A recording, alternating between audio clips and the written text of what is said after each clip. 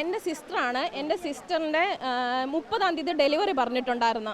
30-ാം തീയതി അപ്പം നമ്മൾ ഇന്നലെ അഡ്മിറ്റായി, എല്ലാ ടെസ്റ്റും കഴിഞ്ഞ് ഇന്ന് രാവിലെ ഡെലിവറിക്ക് മരുന്നെല്ലാം കുത്തിവെച്ച് എന്നെല്ലാം കൊടുത്ത് ഉള്ളിലേക്ക് കയറ്റി കഴിഞ്ഞ് കുറച്ച് നേരം കഴിഞ്ഞപ്പോൾ നമ്മളെ വിളിച്ചിട്ട് പറഞ്ഞ് ഇവിടെ കറണ്ട് ഇല്ലാത്തത് ഒരു പ്രശ്നമല്ല, കറണ്ട് സാധാരണ ഇല്ലാത്തതാണ്. പക്ഷേ ഒരു താലൂക്ക് ഹോസ്പിറ്റൽ പോലെ ഒരു ഹോസ്പിറ്റലിൽ ജനറേറ്റർ ഇല്ല. ജനറേറ്ററിന് എന്ത് പറ്റിയെന്ന് ചോദിച്ചപ്പോൾ അതിന് ഡീസൽ വാങ്ങിക്കാൻ പൈസയില്ല.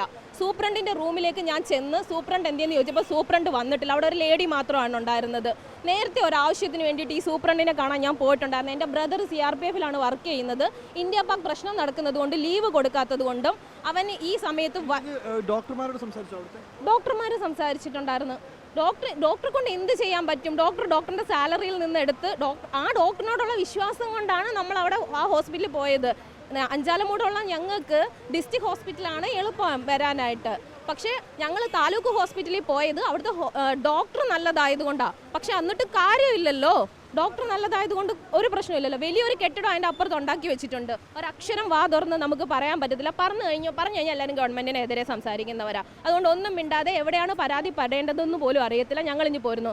ഇന്ന് ഞങ്ങളുടെ പ്രശ്നം തീരും. നാളെ ഒരു രോഗികൾക്ക് ഞങ്ങൾ ഇതിനകത്ത് പിന്നെ തിരിഞ്ഞു നോക്കത്തില്ല. നാളെ ഏതെങ്കിലും രോഗികൾക്ക് ഇതേ അവസ്ഥ തന്നെയാണല്ലോ വരുന്നത്. നിസ്സഹായമായിട്ട് അവിടുന്ന് ഇറങ്ങേണ്ടി വരുന്നത്. കുറേ കൊച്ചുങ്ങളും കുറേ ബാഗും എല്ലാം ആയിട്ട് അവിടുന്ന് ഇറങ്ങി വരേണ്ട ഒരവസ്ഥയാണ് ഞങ്ങൾക്കിപ്പോൾ ഉണ്ടായിരുന്നത്.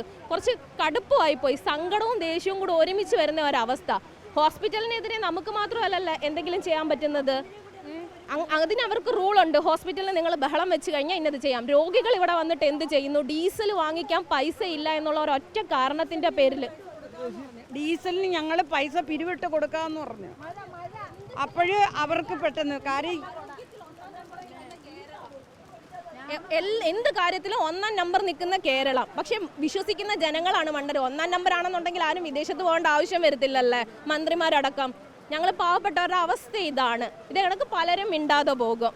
ഞങ്ങൾ ഇതേ കണക്ക് മിണ്ടാതെ ഇപ്പോൾ ഇവിടെ വന്ന് നിൽക്കും. ഇതേ കണക്ക് വേറെ ഏതെങ്കിലും രോഗികൾക്ക് അവസ്ഥ വരും. ഇതൊക്കെ തന്നെയാണ് നടക്കുന്നത്.